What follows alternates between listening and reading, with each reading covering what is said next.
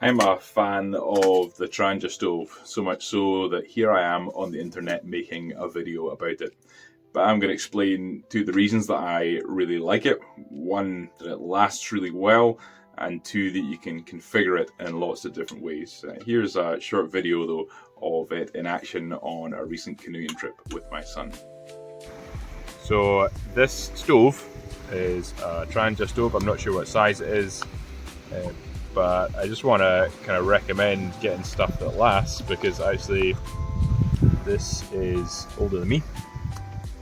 My dad bought it in the 70s, and so it spent plenty of time sitting in cupboards not doing much, but when you get it out, it's really satisfying to use. We've got a little gas converter, so we're not using mess, we're using gas, but you can use mess if you want. And it's just really quite satisfying to use something that's older. And the camera operator here will be the third generation person to use this same stove. So yeah, Trangia for the win. There are undoubtedly lighter stoves out there, and there's something quite satisfying about using an old bit of kit, I'd say. Chilli for tea tonight. Yes, that was a feather in my hat. I am that much of a dork, but really I don't care, because as I said, here I am making a video on the internet about a camping stove.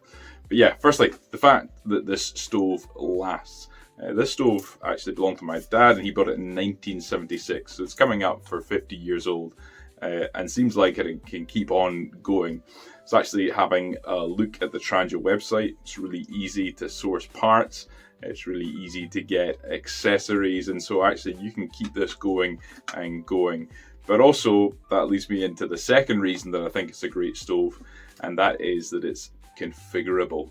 This is how I would set it up if I'm going backpacking with other people, or likewise if I'm going out in the canoe and I'm not as worried about space. If I'm wanting to be lighter weight, I'll take this Trangia triangle and I'll pare it back and leave some stuff behind. There's options for a kettle, pot, and a frying pan. Here's the Trangia triangle setup, which you can use with the traditional meth burner. You can take fuel of different sizes. And here's my gas burner, which I've had for a while now, and I'd normally take one full gas bottle, or if it's getting low, I might take a little spare. I think it's really handy using gas because you can adjust it a lot more, but meths I find really reliable and easy to use.